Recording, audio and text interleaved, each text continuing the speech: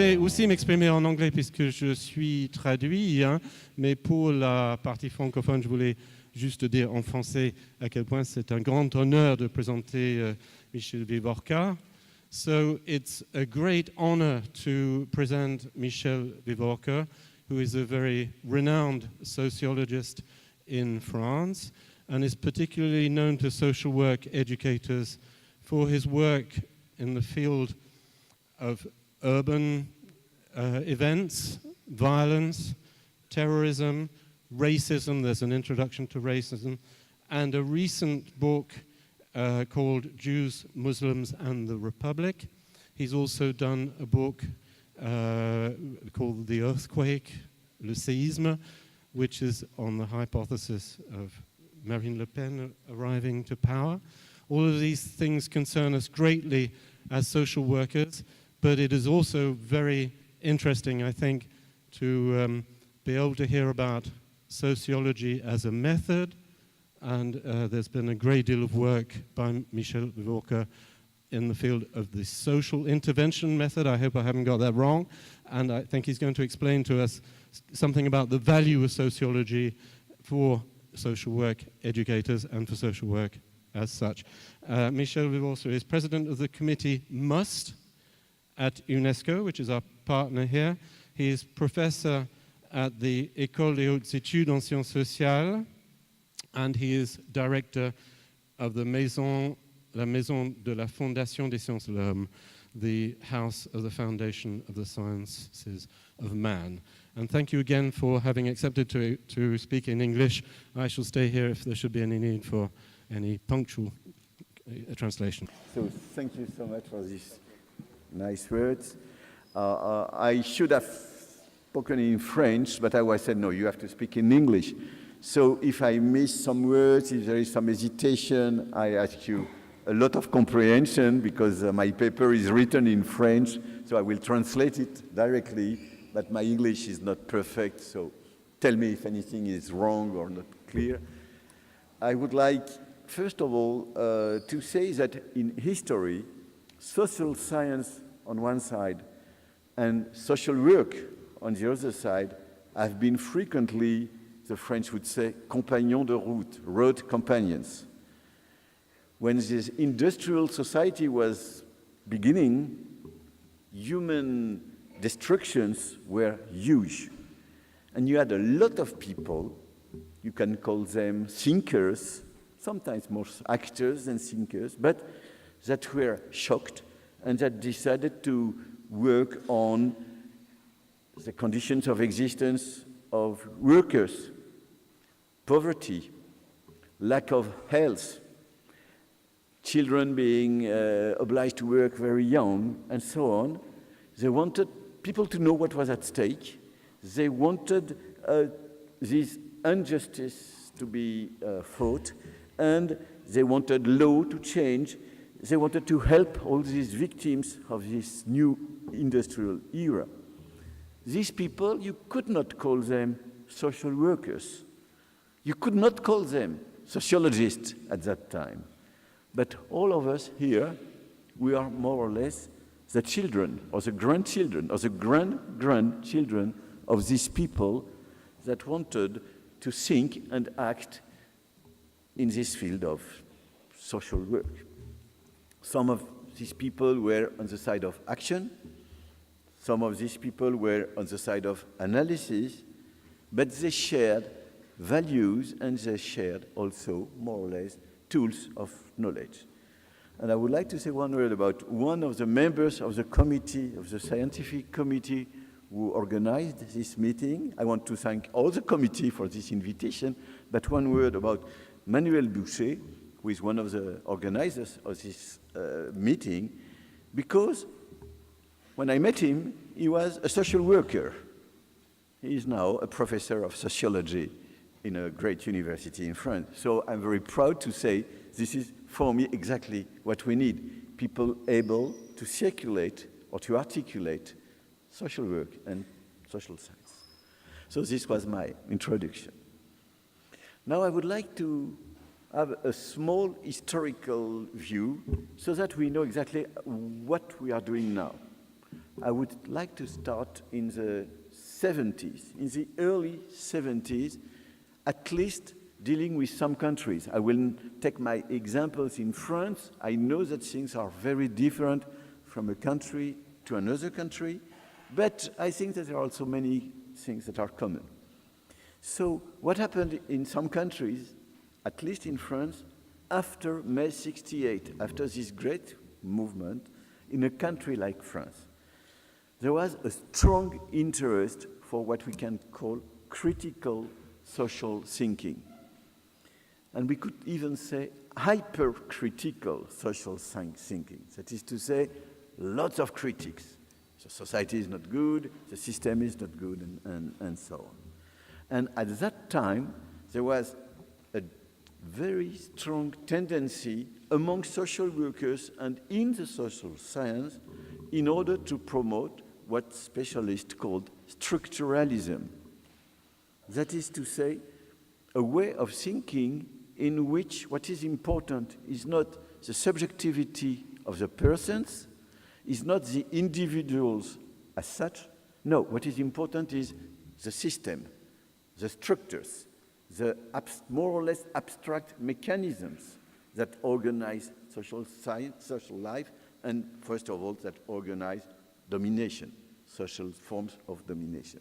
So structuralism, this way of thinking, was very strong, and if one thinker was much more important than all others, it was the French historian and philosopher Michel Foucault. He was a god for many, many social scientists and many, many social workers. And he was not the only one, but he was, for me, the more important one. You had also, he was not a Marxist, but you were also having a lot of Marxists that were developing these structuralist ideas. For instance, this is a name that most of us have forgotten, Louis Althusser. We forgot how important these people were 40 years ago. It was not only Marxism that was important in the social science. In psychoanalysis, which was very important, in psychoanalysis, structuralism also was very strong. There was another god for some people, Jacques Lacan. All of you that have some knowledge of not only French, but of psychoanalysis in these 70s and 80s know the name of Jacques Lacan. These people, Althusser, Lacan, Foucault, and many others were structuralists. They were not interested by the subject, by the individual. They have a strong interest for the structures, the mechanisms. There was another word which was used, instances. I don't know if it is good English.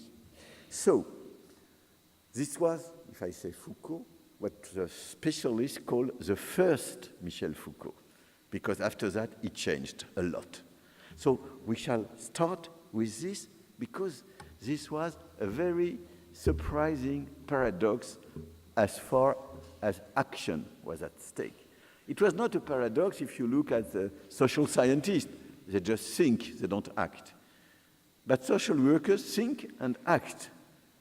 And it was a very strange way of thinking, because these people were thinking, most of these people that loved structuralism, they were considering that action is not necessary. The problem is the system. If the system does not change, if the structures do not change, if the mechanisms, the general mechanisms do not change, nothing will change. So these people were doing their job day per day, locally, in institutions, in the field, in the street, in many places, in offices. They were having very important ideas of changing the world, but the way of thinking was the very contrary of what they were wanting to do. It was highly paradoxal, but it was like that. So, at that time, when social workers in many countries were very active, very willing to participate in political life, in general life, not only to do their job, but to have a kind of role in general changes. At that time, the way of thinking was exactly the contrary of what they could wish. But it was like that, and it was also a strong tendency among social scientists. So this was, for me, the 70s. I started to be a sociologist at that time.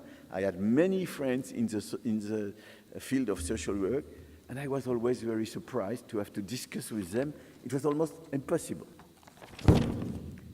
But things have changed a lot. As we all know, we are no longer in the 70s, and important changes occurred in the 80s. On the one hand, social science, including sociology, which is my discipline, changed a lot.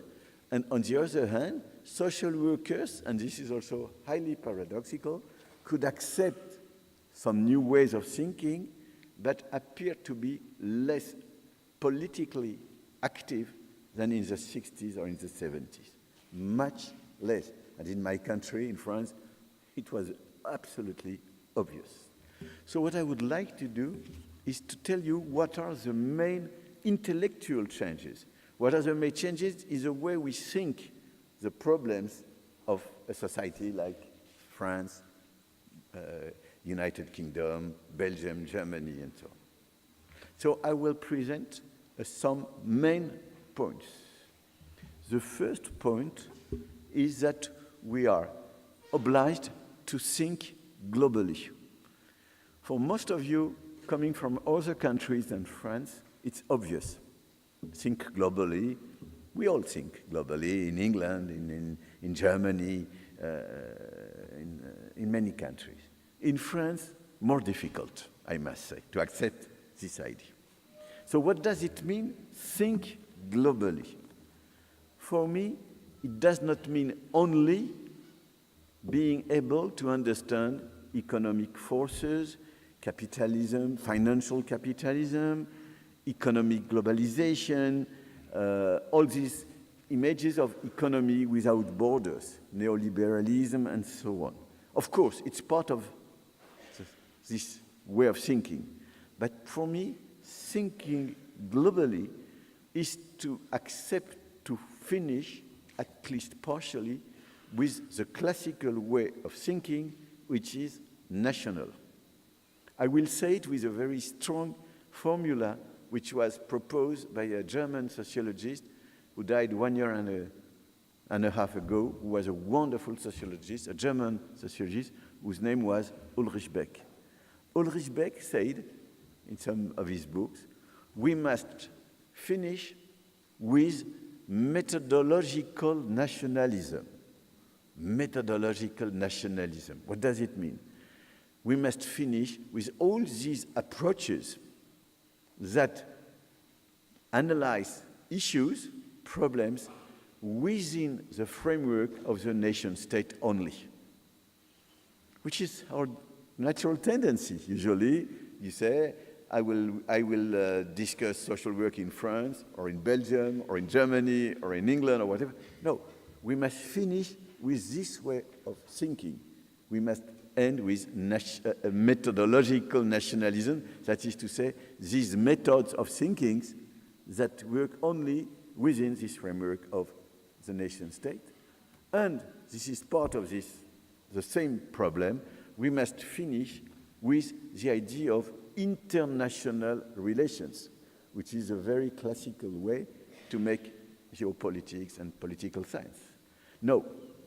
And the idea of Ulrich Beck, I will use his vocabulary because he said it very well.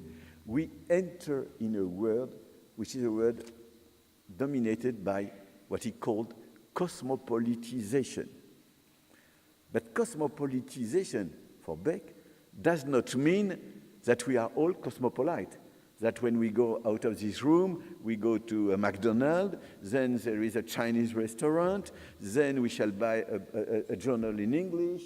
No, this is not that. The idea of cosmopolitization of the world is the idea that the main problems that we are living, we cannot understand them if we don't take a world image, a world perspective. And so he was promoting the idea that for important issues, we must be thinking out of the framework of the national state, the nation state, even if the nation state, of course, does not disappear. He was not saying that. This is a very interesting idea. If you want to discuss the fact that it is very hot in Paris today or yesterday, it's an issue of climate change. It's not only a French issue. If you want to understand terrorism in England, in France, in Germany, in Belgium, in Spain, and in many countries, in many European countries, of course it has something to do with what happens in the French, German, and so on society. But we all know that it has something to do with world logics.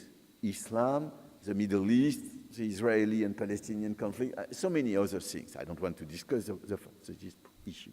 But so if we want to understand what happens to us, we must have a cosmopolitan perspective. And the idea of Beck is that we are more and more obliged to think like that. And the social science has to do that. So I think it's very important to have this kind of meeting, including in a city where people are very happy to speak their own language. It's difficult, as you can see, for me to speak in English, but I think that we must be global when we think, when we discuss, and able to communicate. That's my first point. Now I want to go to my second point, which is very, very far, apparently, but not really from the first point. The first point is that we have to think globally. The second point is that we must take more and more into account the notion, I will call it like that now, then I will change a little bit, of subjectivity. The individual subjectivity. Why do I say that? When globalization, economic globalization is at stake and is creating many problems. There was a French politologist who wrote a book one day. The title was The Happy Globalization.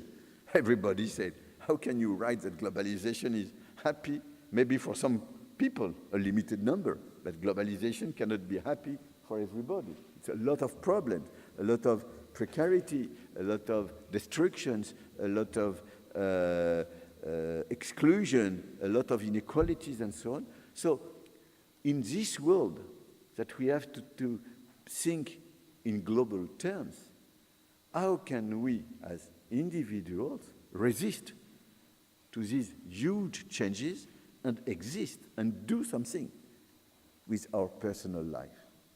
The problem is very difficult because globalization is destroying or weakening states, is destroying or weakening institutions, is destroying or weakening political systems.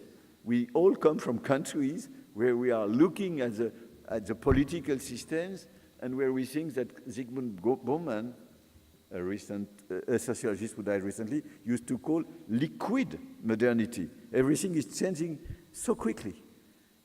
So in this world where everything is changing so quickly, maybe because we are in a global world, then how can we do something? The states are not so strong. The institutions are not so strong. The classical political actors are not so strong. The trade unions are not so strong. So the idea that we can have is the only place where people can do and resist and maybe act is starting from their individuality, is being individual subjects in front of all these problems that I have been describing. And this is maybe why in the 80s and much more in the 90s, the social science, including sociology, but not only, began to change totally, to finish with structuralism and to enter in a new era where the notion of subject, individual subject, began more and more important. I was quoting Michel Foucault a few minutes ago. I must say now one word about the second Michel Foucault, not the first one. The second Michel Foucault is no longer structuralist. He has a strong interest for sexuality. He has a strong interest for those ancient Greek thinkers that wrote on being subject, to say it like that. And he passed from structuralism to the contrary of structuralism, the strong interest to individuals as such, as subjects. In the social science, in sociology more precisely, I would just quote two important sociologists. One is a German one, Hans Joas, some of you may know his name, and then another one is a French one, Alain Touraine. They both, in the 80s, wrote among the first books that were explaining that we must take seriously into account the individual subjectivity if we want to understand societies, if we want to have a sociological perspective. And today, in all domains, in all fields, you will read many, many, many pieces, articles, books, and so on, that say, my interest for this or that subject is connected with the fact that I will take it from the perspective of individual subjectivity. I will give you some examples, if you want. Many scholars have a strong interest for Islam and for Islamic terrorism, radical Islamism, and so on. When you discuss with these scholars, they tell you what is important is to understand how people become Muslim, or how people decide that they will act in such a way as Muslims. And for instance, I remember one of my friends, Khosrow Kavar, who told me that when he's making fieldwork, when he asked to young people in some French suburbs, popular neighborhoods, what does it mean being Muslim? The answer will be something like, it is my choice. It is my personal decision. It is not only because my father, my grandfathers, and so on were Muslims. Maybe they were not. No, it's a personal decision. This is pure subjectivity. If you want to understand these big phenomena, Islam, Islamism, radicalism, and not only Islam, of course, other religions, you must start from the subjectivity of those people that consider themselves as members of such religion. Second other field, a very classical field for sociology, work. 40 years ago, there was a lot of sociologists who used to analyze work, relations at the workplace, the working class movement, and so on, and that have a strong interest for the idea of exploitation. Today, if you read what is being published, you will see that people deal with recognition much more than with exploitation. I don't say that exploitation disappeared, but many people have a strong interest for recognition. What does it mean, recognition? Recognition means I am considered as a subject by those people that are in the management, that organize my work, and so on. Recognition is a way of dealing with subjectivity.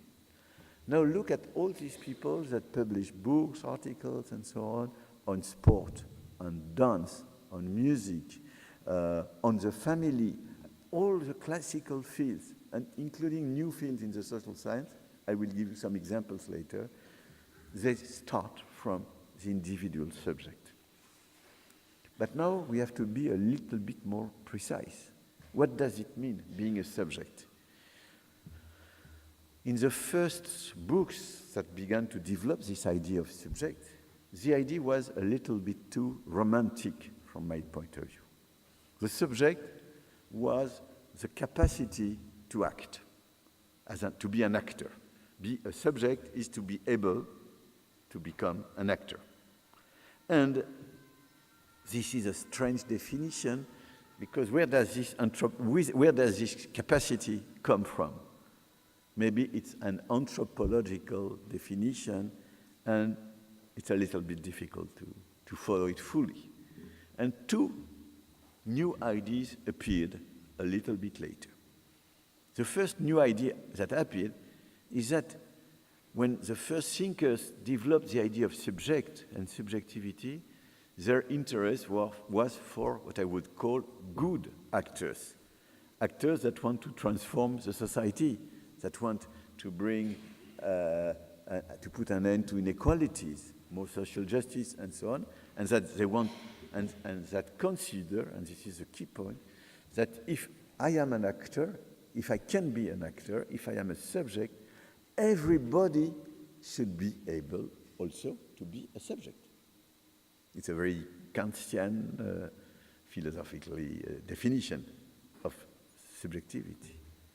But what do you do with those people that are actors and that kill? What do you do with those people that are racist, that are terrorists, that are violent, that destroy other people, that don't consider that the subjectivity of other people should exist? What do you do with this? And this is why I've been one of the first in my country, and not only, to work on this dark side of the subject, of subjectivity. And I called it sometimes the anti-subject, just to have a concept of the contrary of this too romantic definition of subjectivity. So we have, that's the first point, when we accept to deal with the notion of subject, we must accept the idea that there are at least two faces, two dimensions, positive and negative, constructive and destructive, recognizing that everybody can be a subject, or deciding that to be myself a subject, I must destroy other individuals. This is the first point which appeared in the debates, in the sociological debates. But then another point was developed, because some sociologists and philosophers say we must be careful. What is this subject that pre-exists to itself? Well, where does it come from? As you may know, sociologists like to explain the social by the social. The subject is not a sociological category. It's a kind of anthropological, natural, maybe, thing. And for instance, there was a very good philosopher, Castoriadis, who wrote very clear sentences on this. What is a subject that pre-exists to the subject? How can I be a subject? How can I become a subject if I am not a subject before becoming a subject? You see, these strange, very philosophical questions, and the answer for me is very clear. Yes, it is dangerous to use the category of subject because it is a kind of naturalization or essentialization of the notion. Much better if we consider processes, that is to say, how people become more or less able to become actor, how people are more and more or less and less subject. And we can call these processes of subjectivation, I am more and more a subject, or processes of desubjectivation, I am less and less a subject, and maybe more and more an anti-subject. I don't want to be more precise, but this is to tell you that now we, and when I say we, I mean social workers and social scientists, we know better how to use this notion of subject, passing from the word subject to this idea that what are important are all these processes through which people are more and more able to build their own life, to do it taking into consideration the subjectivity of other people and so on, or on the contrary, maybe are not able to build their own life, destroy themselves, destroy other people, and so on. So I think that this is, for me, the main change in the social science, and I understand that social workers listen to those sociologists or social scientists that use these new categories. So at that stage, you have, on the one hand, the necessity to be cosmopolitan with the meaning which I proposed, and on the other hand, the necessity to take into account processes of subjectivation and desubjectivation. And I will give you a very clear example of what I am saying now. I'm sure that everybody here noticed that during the last 30 or 40 years, the notion of victims and the notion of memory became more and more important in the public debate and in the life of many societies. which was not the case before. When I was a student in the 70s, nobody spoke of memory, almost nobody. The only sociologists that were known who had written something on memory was Alvax, who had written something on this issue, 2 books in the, I don't remember exactly, in the 20s maybe. It was not a key issue. And suddenly we all see groups of people that say, we are victims. My family, my group, my culture, we have been more or less destroyed, and we want this to be recognized. Sometimes people want to be recognized as individual victims. Sometimes people say it's a group that has been victim, but it's a key issue in the public debate. So, taking into account the notion of victim, it is taking into account these processes of subjectivation and desubjectivation. In a world where this is not important, the victims are not important. What is important is the state, the order, the capacity of integration, but not the fact that some people have been victims. And memory is a little bit the same. When I was young, memory was not an issue. History was an issue. But we all know that history has sometimes to change because history does not take into account the memory of groups. And in many situations, groups are pushing so that their memory, with all the problems that are connected with this, that is to say, their conscience of being subjects of their own history, become the great history. And we could discuss this a lot. So, victims, memory, are part of the public debate. Social science know it, and social workers also, more or less. You cannot be a social worker in many situations if you don't take this kind of dimensions into account. So this was my first main idea, that we have a huge change in our categories, and social science and social work can work together in order to understand better how these kind of categories can be useful. But I would like now to introduce some other ideas or remarks. My first of these other ideas is just an observation, which is true for sociology, and I am afraid also, but you know better than me that if this will be right or not, which is also true in the social work, which is a strong tendency towards more and more specialization. In sociology, scholars are much better than in the past. I can give you my example. In my generation, those that became sociologists were not sociologists, were not trained as sociologists. We discovered that we wanted to become sociologists, but we were not trained as such. We learned a lot after that.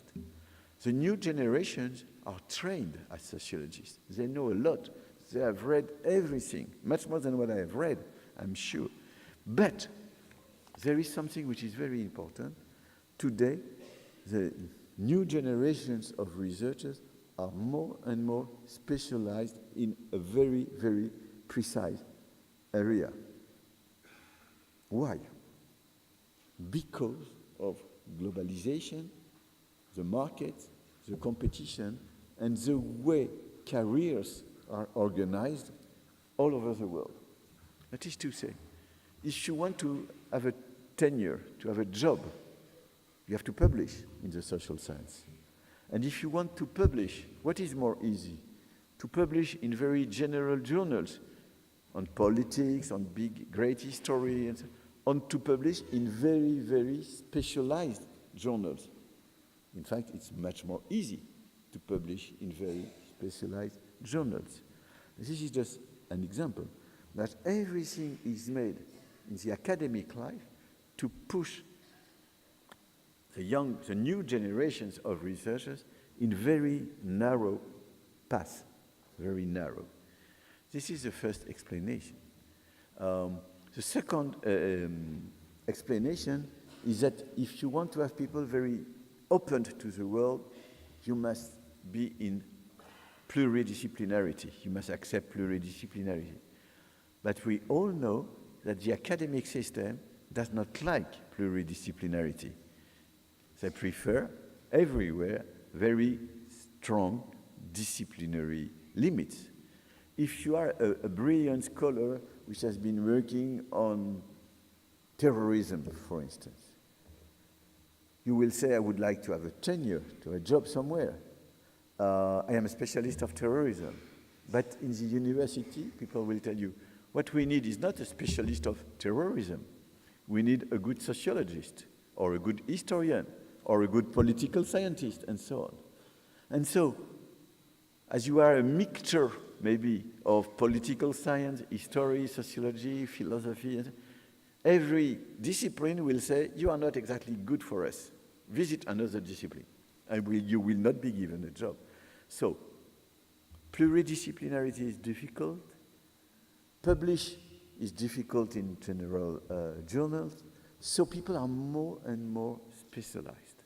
And at the same time, not only they are more and more specialized, but they don't like so much, which is very different from the 70s, the new generations of social scientists don't like so much to participate in general debates, in political life.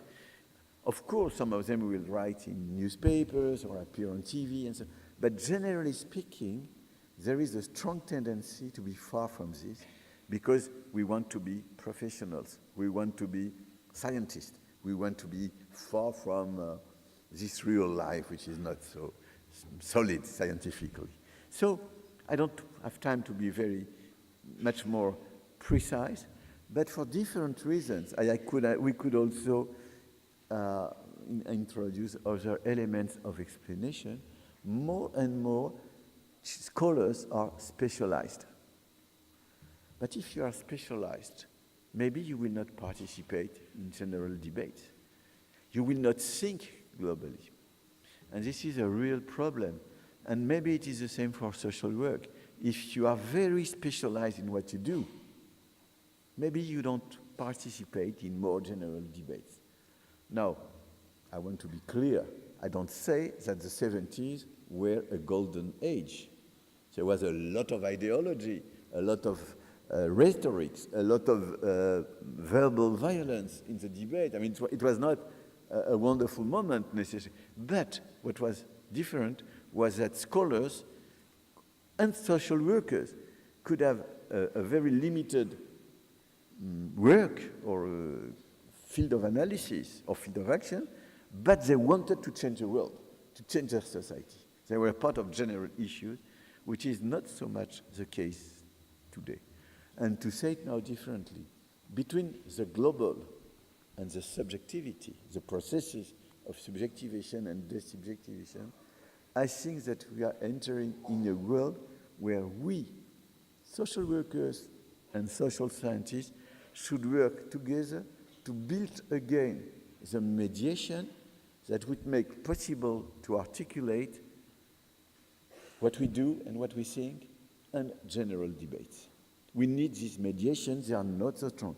This is why I consider that this meeting is so important. It's this kind of meeting, this kind of congress, this kind of moment that are very important to try and build these mediations, because if this does not exist, everybody is in one's corner doing something, and that's all. But I would like, before I finish, to introduce some other points, 3 other points.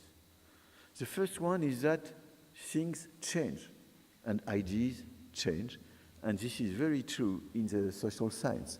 The French call this les sciences humaines et sociales, human and social science. You could say humanities and the social science. First of all, new disciplines are developing, and we must take this very seriously into consideration. Cognitive science, neuroscience, they almost did not exist 50 years ago. They are today very important, and there should be some debates.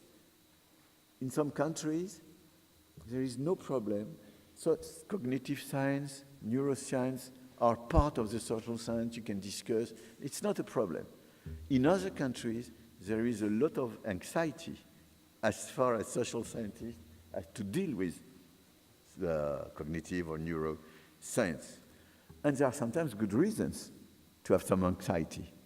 For instance, if I tell you that with cognitive science, neuroscience, we are able to know if somebody at 5 years, who is not more than 4 or 5 years old, will be a terrorist or a big criminal when this person will be 20. Wow. It will not be classical sociology that will propose this, but much more cognitive science. It's very dangerous. So the capacity of prediction of these disciplines is a real challenge. The idea that they can be used for very reactionary politics by very reactionary policymakers is a real issue. But on the other hand, we cannot do as if it does not exist. We must accept at least to see what is at stake, to discuss with these disciplines, and so on. In France, there is a lot of resistance to this. In the States, in the United States, not so much. And it's very interesting. I was saying a word before about psychoanalysis. It's a challenge also for psychoanalysis. In this country, in this room, once a year, in this amphitheater, once a room, there is a big meeting of psychoanalysis. Gypsy is the name. It's psychoanalysts that have an interest for birth, gynecology, and so on. Gypsy means gynecology and psychoanalysis. It's a huge amphitheater, maybe full, maybe more than today. So every year during 3 days. But these people, it's clear, they did not create important new ideas during the last 30 or 40 years. They did not bring new debates, and they are frightened by the neuroscience, the cognitive science. It's a fight for them. It's a challenge. But I think it's good to have this kind of challenge, and we should accept to have more debates on this kind of ideas. My second point, which is also obvious, as soon as I will use the word, you will say, of course, internet, big data, social networks, everything connected with this new digital era. It's a revolution. It changes so many things, including research in the social science. I can tell you that some people write books and articles to say, with big data, we don't need any more sociology. There is a famous article by somebody who's called Anderson, who is saying that we don't need any more sociology because we, dealing with big data, will bring much more. But it's very easy to criticize. The questions that are raised, the data that are in this big data, of course, are human products. So we cannot consider that they will just, by magic, bring light. And it's also introduced new debates. For instance, who has the money and the power in order to use big data? Just imagine 1 second, if Google or Facebook or Twitter or any company of that kind decide to not to give the big data that they have to other people, that the social scientists that work with them. And just imagine that they pay a lot, these social scientists that will work for them. If I am a professor at Clermont-Ferrand in France, I will never have the money to get, or the possibility to get access to this data. So, I exaggerate, but it opens the way to new issues and debates that are very important. But it also helps this digital era open also new possibilities. And I would like to tell you something about 2 books that I've read recently that I loved and that are very interesting. The first book was written by a young sociologist. It was her PhD thesis on school shooting. If we want to understand how people are able to make school shooting, how do we do? She had the great idea to go on YouTube and to use all these data that are on YouTube, that is to say, what those people that commit school shooting have sent before to YouTube, but also all these debates where people sent something to YouTube to say, I support or I don't support school shooting, I understand it for this reason, and so on.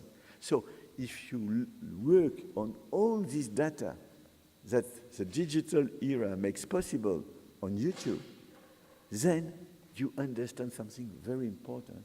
There is a lot of subjectivity, but anti-subjectivity, to say it like that, in individualism, in the fact that people commit school shooting. And so, reading this book, you understand better school shooting and maybe also terrorism, because it's not so far intellectually, school shooting and terrorism. Now I take a second case. There are two sociologists, Kazili and Tubaro, that decided to analyze anorexia. And in order to analyze anorexia, they decided to go on social networks, on blogs, and all the data they could find also. And they discover very important thing. Those people that suffer from anorexia are people that want to discuss their problem. They know that it is a problem, they discuss it, they analyze it, they take it in charge, they are really part of the analysis of their own problem. So if you use these new tools, you understand quite better a big issue like anorexia. So what I wanted to say is just two examples. I could give you so many other examples. But we must take seriously into account the fact that in this new era, in this new digital era, we can have new knowledge, we can produce new knowledge, and this can be useful for the social work also. My third point is to say what I've been discussing with you is not so easy, even within the social science. As you may understand, there are a lot of debates within the social science. We don't agree. We disagree a lot. You have family of thinking. You have groups. You have people that fight intellectually. But we have also to deal with some intellectual challenges. And here I would like to insist on one of these intellectual challenges, which is the double danger of, on the one hand, sociologism, and on the other hand, psychologism.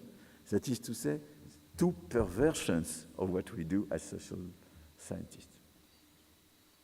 What is the danger? What are these dangers? I will explain this with one precise issue, which is terrorism, because we all have some ideas of what terrorism is. If I tell you something like, it's very easy for a sociologist to explain terrorism, because if you look where do the terrorists come, they come, most of them, either from popular suburbs with a migrant background, victims of racism, discrimination. They have been in jail they have met some people that explain them that Islam is the solution and so on. I mean, this kind of analysis, you can introduce other analysis of this kind. This kind of analysis is not difficult. So you explain the general phenomenon, but you don't say why. It is Mr. So-and-so who has committed an act of terrorism and not the thousands of people that are like him, but that would never commit any act of terrorism. So there is a danger of what I call sociologism, which is to say explaining everything only by sociology. So if you say that, some people say, okay, but look at those terrorist people. If they act like that, it's because they are not normal people. They are crazy people. There is a psychological, maybe a psychiatrical dimension in what they do. And then you have psychological, psychiatric even sometimes explanation. It's a question of personality. It's not a question of society. It's a question of psychology. But this is very dangerous because, yes, it is some people that commit these acts of terrorism. So they have their own personality. But you don't understand anything if you don't take into account the popular neighborhoods, migration, the post-colonial situation, and so on and so on. So we have two problems. Avoid pure sociology, which I call sociologism, and avoid pure psychology, which I call psychologism. So we must be aware that it is not so easy. And if we want to understand really how people decide to act as terrorists, but we could have many other cases, we must really circulate in a space which is not so easy to really master.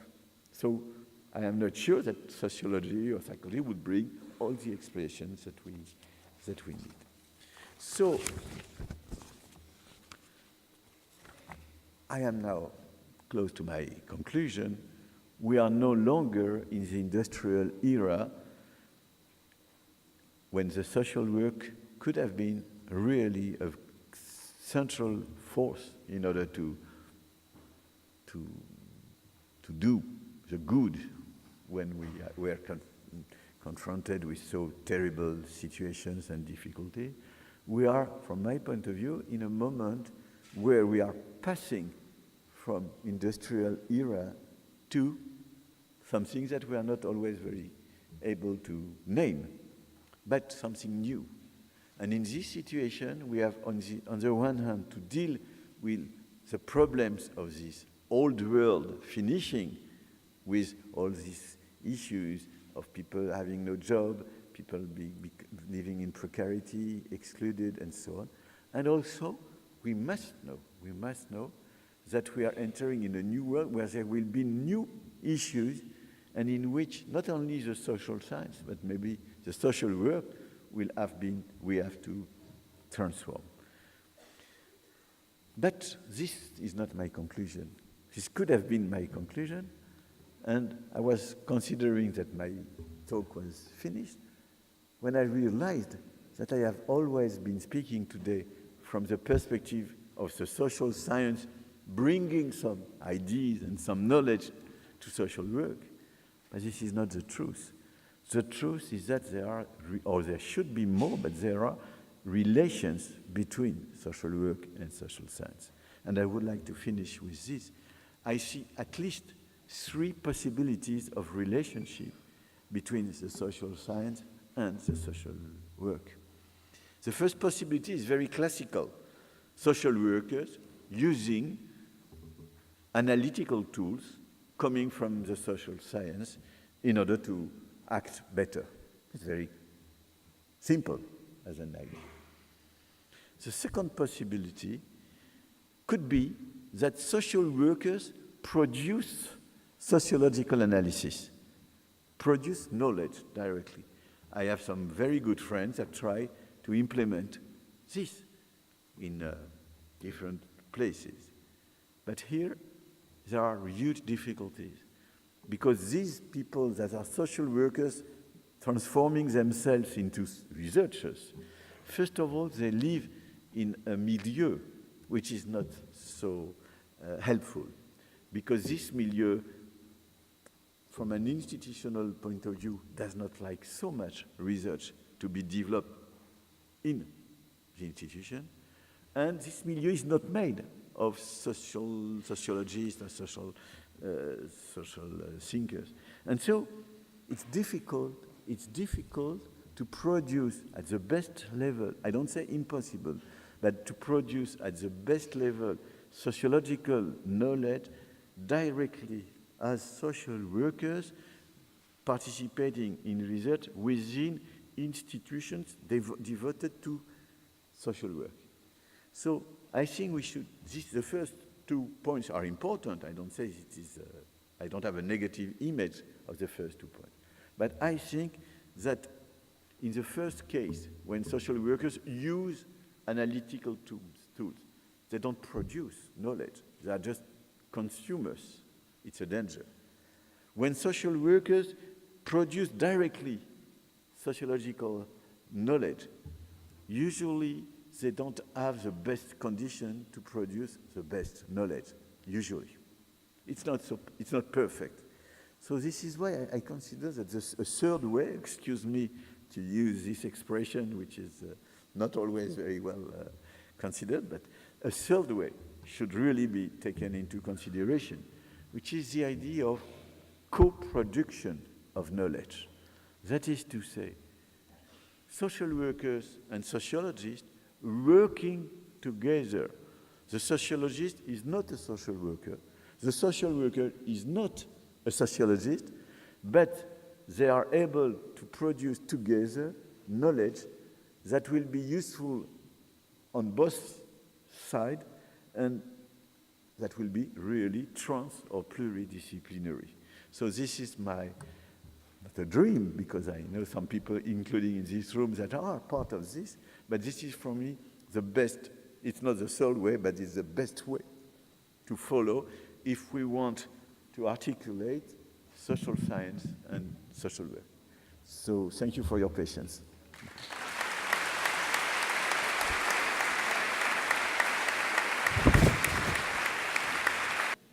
Well, it is a privilege for me today, as the Vice President of the European Association of Schools of Social Work, to introduce our next speaker, Paul Michael Garrett, and I will be very brief in the introduction. Paul Michael Garrett, who's a senior lecturer at the NUI University in the Republic of Ireland, and his research focuses on critical social theory within social work education, discourses of marginality relating to troublesome populations, and neoliberal inspired reform. For several years, Paul Michael Garrett has been a member of the editorial collective of the Critical Social Policy Journal, and of course he's known for his activism as part of the Irish Social Work Action Network. Now, if I went, I'm sure that Paul Michael Garrett will excuse me for a second to go off script for a second and say that, as the previous speaker suggested, these are exciting times for social work, challenging yet exciting times for European social work. And we have seen, and that's part of the debate here, that the politics of hope are battling the politics of despair and bigotry. And nowadays, now more than ever, what we need is academics who can theorize and organize, conceptualize and mobilize. What we need is activist scholars, and I'm sure Paul Michael Garrett will allow me to say that I do consider him as part of this group of colleagues who function as activist scholars in our profession. Please welcome Paul Michael Garrett, our next speaker.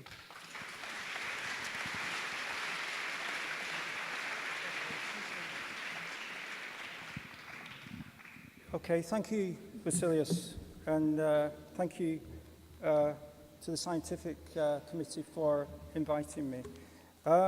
It's exhilarating and slightly scary to see this sea of social work faces looking expectantly and also kind of warm.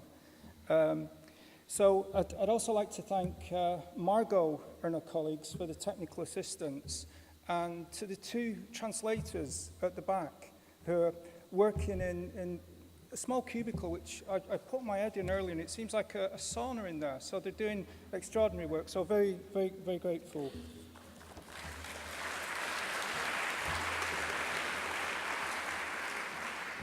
So I guess following Michel's presentation, my own presentation is kind of different. I wish I had the confidence to go ahead without slides and to produce a presentation so elegantly, but I don't. So I'm going to be relying on a lot of slides.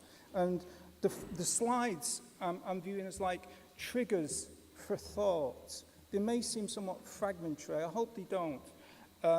And I guess the slides are going to be made available to everyone.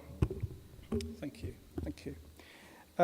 I've also got a little bit of a challenge as well, because the screen is down there. I'm used to the screen being here, so I'm going to be kind of peering around every now and again. So there we go.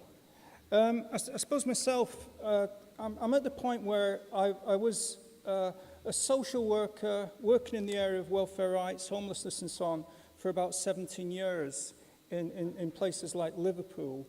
And for the past 17 years or so, I've been a social work academic, initially in the UK, but more recently in Ireland. And these are the key themes which I'm hoping to kind of charge through over the next while. And I think all of them very much gel with the aspirations of the conference in terms of trying to provide a contextual basis for where social work is at now, but also perhaps toward the end saying something about pedagogy. So as best as I'm able to in the time available, as we see, we're going to be looking briefly at neoliberalism. I want to say a bit about Gramsci.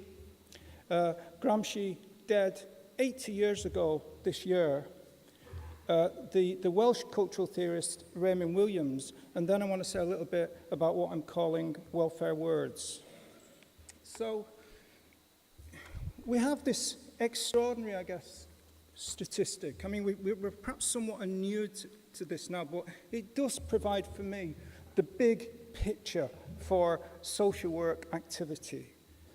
It's what David Harvey refers to as accumulation by dispossession, a concentration of wealth in the pockets, if you will, of the super rich and an impoverishment of the vast majority. So the gap between the rich and the poor is now reaching new extremes. The richest 1% have accumulated more wealth than the rest of the world put together. Meanwhile, the wealth owned by the bottom half of humanity has fallen by an extraordinary $1 trillion in the past 5 years. So we have a situation whereby 62 individuals now have the same wealth as 3.6 billion people, half of humanity.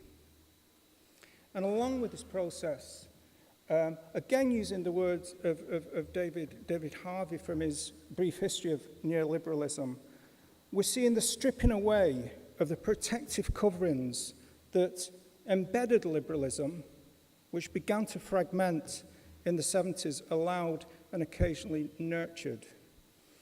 And it seems to me that this notion of protective covering is kind of generative for social work thinking, because it seems to me that, as I'm suggesting maybe here, that social work is part of that protective covering that is gradually being stripped away. Just another phrase by way of context. Some people would be familiar with the work of Wendy Brown, who attempts, I think, to kind of fuse a Marxist and a Foucauldian perspective. And I think in this phrase, she summarizes a good deal to do with neoliberal dynamics fairly well. She says, neoliberalism transmogrifies every human domain and endeavor, along with humans themselves, according to a specific image of the economic. All conduct is economic conduct.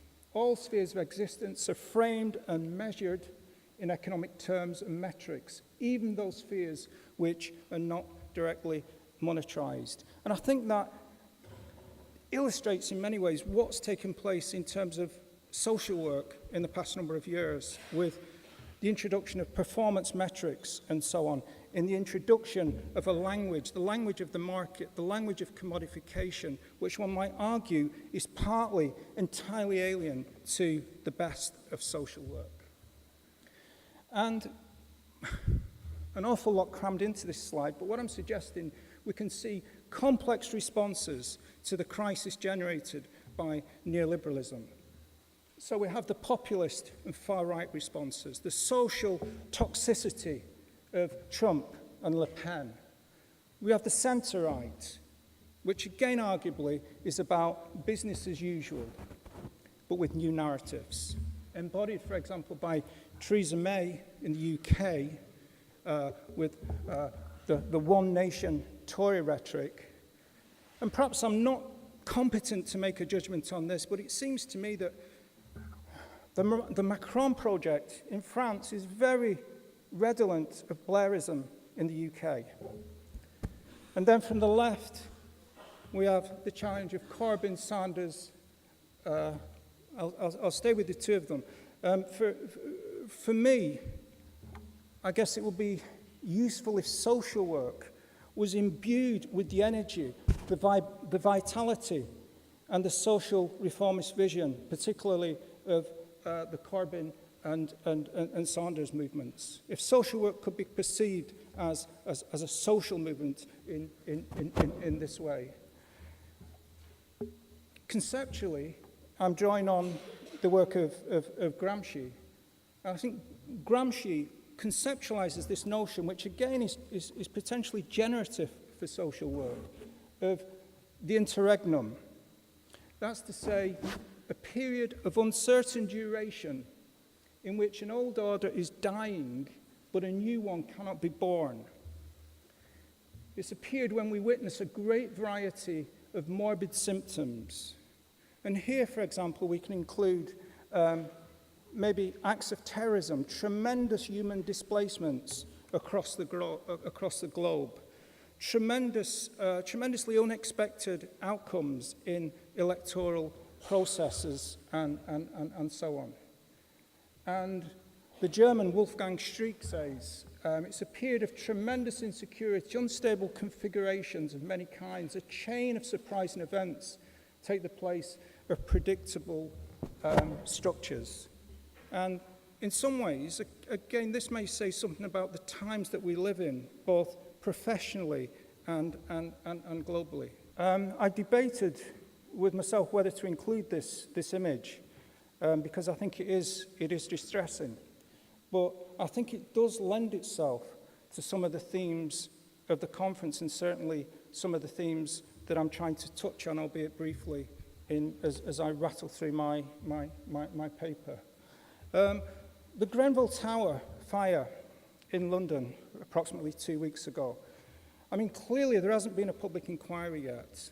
We don't know the minutiae in relation to the detail surrounding the tragedy. But I think it is fair to say that it is a product of neoliberal austerity. It's a product of the public sector being denuded of resources. And it's also a product, I think, of a certain disregard, to use the language of Michel earlier, of a lack of recognition afforded by the state, the neoliberal state, to the residents of Grenfell Tower. I suppose, given we are at a European social work conference, I think it's absolutely vital that today we do recognise the role of this past couple of weeks that's been played by public sector workers, including, as I mentioned on the slide, ambulance crews, health staff, police, fire brigade, housing workers, and social workers, are all playing a tremendously vital role with the survivors and loved ones of that dreadful catastrophe. And we could argue that events such as this are reflective of what's taken place over the past couple of decades, where we've seen, I would argue, a deriding and a dismantling of what Pierre Bourdieu referred to as the social state. Certainly in the UK, during the period of the Conservative governments of Cameron and Osborne as the Treasurer and Theresa May, Polly Toynbee, a journalist writing in the UK Guardian, suggests that the UK has been stripped bare of the state and its social and physical protection of citizens. And I guess we can apply this thinking and this insight to other areas of Europe as well. This development, this stripping bare of the state, which harks back to David Harvey's comment about the removal of the protective covering, sheds light also on what's taken place, I guess, in other states over the past number of years. And BASWA, the British Association of Social Workers, attentive to these developments, as we see, it's supported the calls for urgent attention to the risks people may be exposed to now as a result of poor quality, poor standards, and insufficient investment in housing, particularly social housing, which is most often occupied by people with low incomes and few housing choices. People, again, afforded little by way of recognition. People are often stigmatized. People who, over the past number of years in the UK, have been subject to the dismal rhetoric which is circulated around the trope of benefit scrounging. And again, just to stay for a moment with some of the commentaries in relation to the Grenfell fire. Chakrabarti, again in The Guardian, suggests that events such as the Grenville catastrophe illuminates a spectacular examples of social violence. As he suggests, they're thankfully rare. However, this decade of austerity has been a decade of social violence, tales of private misery which social workers and other social professionals are hearing, I guess, day in, day out in terms of the professional tasks which is undertaken. Just moving on quickly to the second quote, he refers to spending cuts, deregulation, outsourcing. Between them, they've turned the state, supposedly there to protect and support citizens, into a machine to make money for the rich while punishing the poor. I think quite a graphic kind of statement which illustrates some of the dynamics which have taken place over the past decade. So I guess given this kind of contextual layering, I guess one of my prime questions here is what happens when welfare begins to dissolve? What are the key dynamics? What concepts and ideas can social workers and social work education avail of to understand and to resist such developments? So this is the area I'm going to shift over into, just say a little bit about now, if that's okay. And I'm starting with Gramsci and key concepts in relation to hegemony and common sense. And I think one of the interesting things that's gone on in social work in recent years is Gramsci's work is slowly coming to the fore. We've had interesting contributions, for example, from people like Gurnam Singh and Stephen Cowden in the UK. There's been some excellent work as well done by Maria Penterakis in relation to how Gramscian concepts can be related to social work in the context of the unfolding crisis in Greece. So, as people may know, if we're talking about hegemony, what are we referring to? Is control maintained not just through violence and political and economic coercion, but also through a hegemonic culture in which the values of the ruling class and the elite strata become the common sense values of all. So, if we think that this concept, which I've quickly glossed, is of any analytical use for social work, a key question which we might pose is this: how does social work function within specific national and global hegemonic orders? How is social work constituted in France, for example? What are its key characteristics during a period of faltering neoliberalism? And we can ask the same question in relation, I guess, to other jurisdiction. How is hegemony experienced in specific professional fields, drawing on the language of Bourdieu, and how might it be altered, transformed, and overcome? I mean, there are no answers, ready-made answers to these questions, but they're speculative inquiries which, again, can prompt, I think, useful thinking. Despite empowerment talk, do social work educators, do I, for example, risk being complicit in bolstering current market-dominated interactions and relationships? I suppose bringing it down to a micro level, what's actually taking place in the social work classroom and what's taking place on fieldwork placements? Is it conducive to neoliberal frameworks, or does it challenge? I know that's something of a crude binary, but I think it's a question which warrants investigation. Gramsci's idea of common sense as well, I think, is tremendously fruitful. Common sense, according to Gramsci, provides a blurred and hazy or defective lens through which to view the world because it incorporates information which is objectively inaccurate or crucially incomplete. And Slater suggests that this gels with the tendency of ruling elites to manufacture ignorance to justify the way society is hierarchized and regulated. I'm going to move on because this is gradually taking me to the place where maybe the final third or so of the paper is going to finish, which is a focus on language. Now, in turning to language, my aspiration is not to suggest that social work, critical social work education, should simply rush to some discursive corner.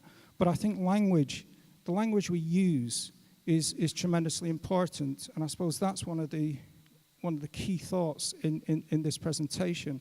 In 1968, Noel Timms, a social work academic at the time, said that it's surprising that social workers are largely dependent on language. We make so much, for example, as a profession of the notion of communication skills. Nonetheless, social workers have paid so little attention to words and what it means to speak a language. And then we've got Gregory and Holloway from the BGSW in 2005. And they remind us that language is not only the means by which the social work task is described and constructed in different ways at different historical junctures, but also the cornerstone of intervention, the lifeline through which all communication between individuals engaged in the process takes place. I'm not going to dwell on this side, but just to point out a very good article, I think, which merits returning to, by Chris Beckett in the British Journal of Social Work in 2003. And very usefully, if slightly schematically, he broke down social work language into three types: the sacred language, embodied by the code of ethics and so on, the mission statements, the official language, that's, say, the language of the bureaucracy, and the colloquial language, the language that social workers use in their everyday interactions with each other. So the notion is that social work talk, if you will, is an amalgamation of these three streams of language. Raymond Williams' fascinating book, which appeared initially in 1976.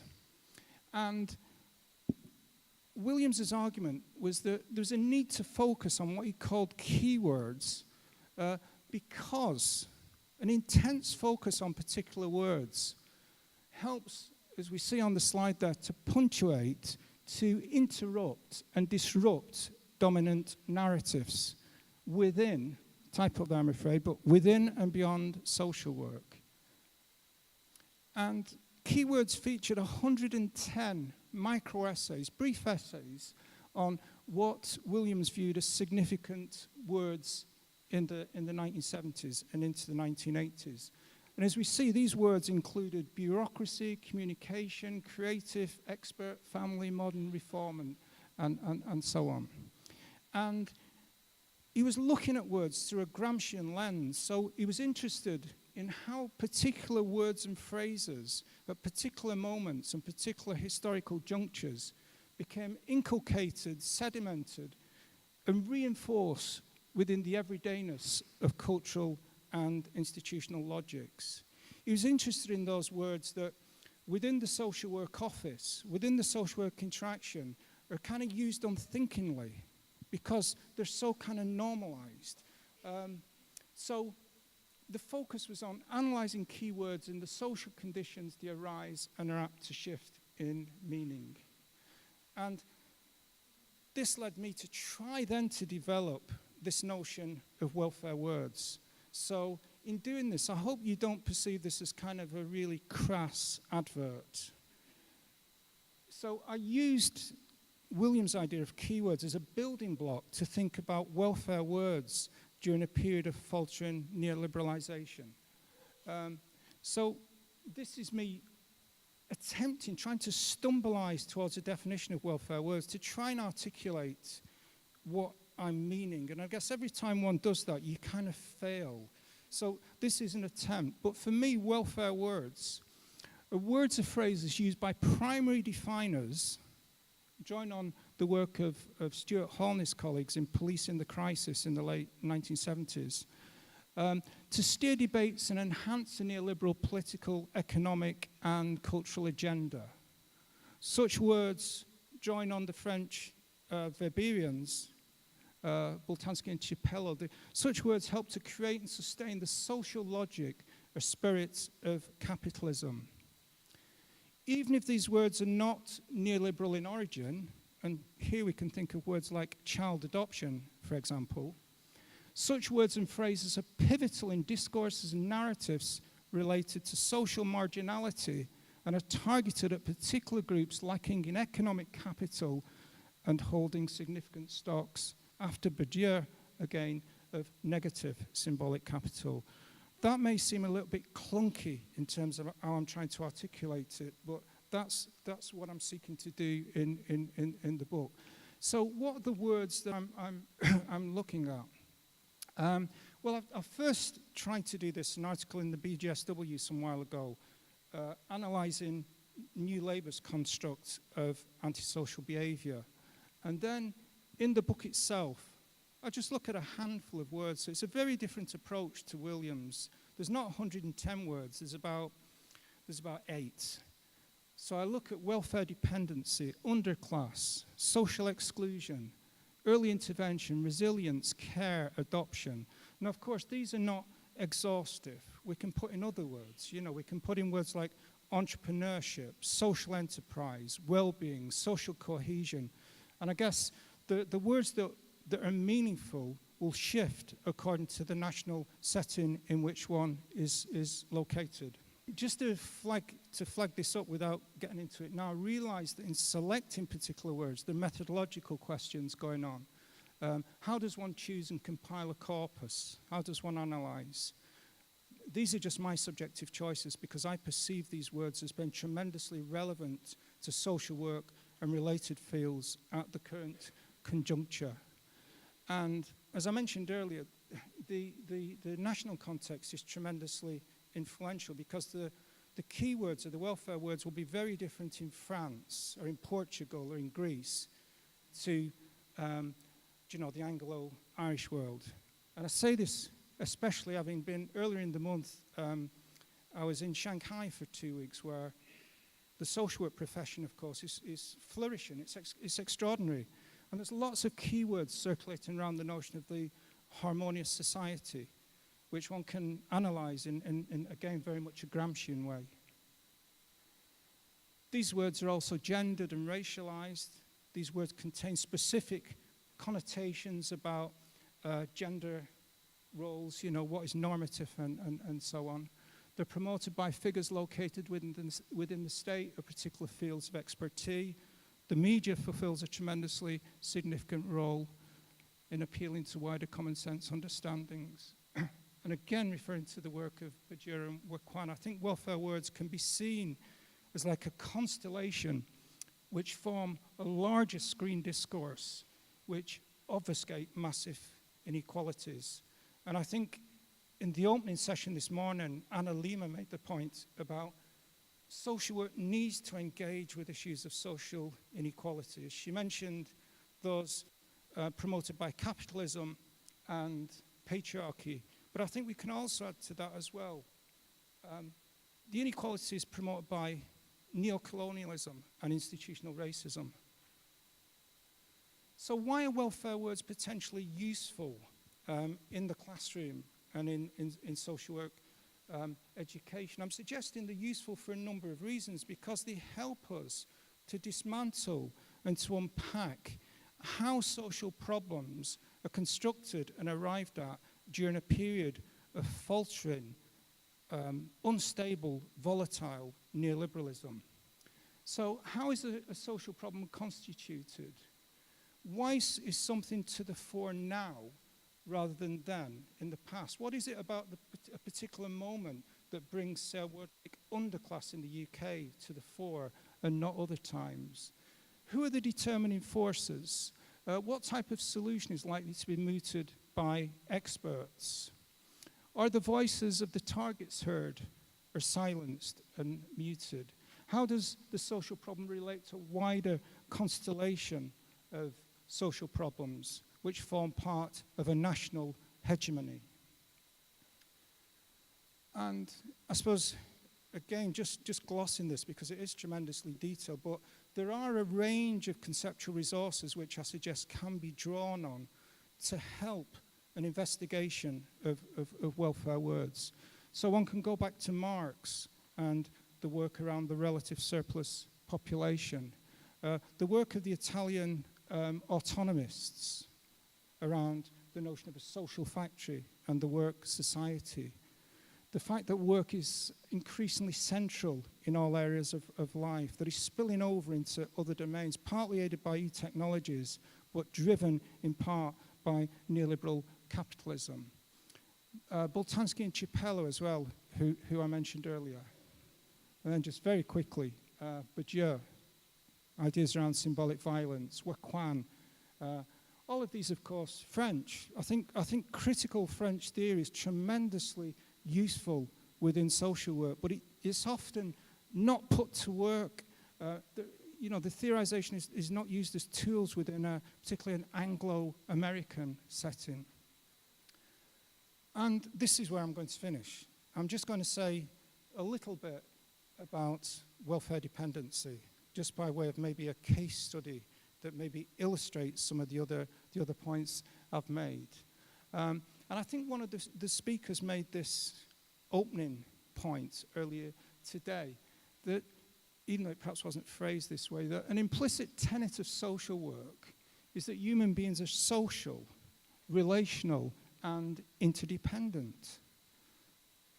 And that, I think, is quite a progressive tenet for how we conduct our individual and collective lives. Yet at the same time, how did the stigmatizing welfare dependency become so prominent? And in exploring this, I've suggested that there's 6 key elements. The impact of welfare dependency discourse in the UK, in the USA. Bourdieu and Waquan refer to the United States as the symbolic Mecca, where a lot of validated knowledge flows from. Issues to do with the prison, how the prison, or practices of the prison, are increasingly beginning to drift into the sphere of welfare. For example, last year I went along with someone in Ieland, in Galway, and they were making a claim for job seekers allowance. And the process, I don't know if it's similar in France now, in other jurisdictions, but the person is like photographed. It's like you're being booked for a crime, do you know? And she was wearing glasses, and she was told, well, remove your glasses, do you know? She was asked very politely and so on, but the process is intensively authoritarian and redolent, I think, of the penal regime. The global work for its turn in international regimes of conditionality. Practices whereby people only get benefit if, for example, the children go to school, or various things like that happening in places like Chile. The enhanced focus on conduct and the role of what I'm calling, again after Gramsci, the role of workfare's organic intellectuals. The tonalities, the way that political and popular discourse relates to issues of benefits. In the UK now, the phrase social security has almost vanished. It's been transmogrified into a discourse around welfare. And finally, the potency of welfare myth narratives. The fact that the common sense around welfare benefits and claiming is empirically wrong. And this wonderful, accessible publication by a number of church groups, which again may have use in other European jurisdictions, and they systematically, and in a very accessible way, unpacked all the lies that surrounded welfare benefit discourse. The poor are lazy and don't want to work. They're addicted to drink and drugs. They're not really poor, but simply are incompetent in managing their money. They're on the fiddle. They have an easy life. And they're the cause of the deficit triggering austerity measures impacting on everyone. And as I say, this publication systematically went through all these common sense understandings and demolished them by evidence, point by point by point. It was a wonderful intervention. I'm going to finish there, just on this image. This is the new Prime Minister of Ireland. Wieviorka, as we say in Ireland, the Taoiseach, and this is one of his interventions in the weeks just before he became Prime Minister. As I'm suggesting, a socially toxic discourse on welfare. This campaign around the kind of strapline, as we see, welfare cheats, cheat us all. And I mean, given the amount of money that Ireland has lost because of the unregulated practices of bankers and speculators over recent years, and this focus on welfare claimants, and the amount of money accrued by these so-called anti-fraud drives is kind of minuscule. Thank you for listening.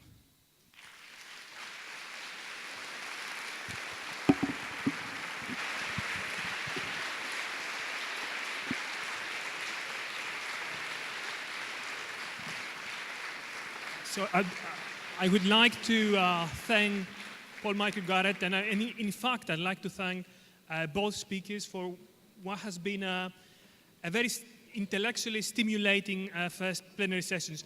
Lots of issues raised, and I'm sure in the parallel sessions in the next 2-3 days, we'll be debating all these issues.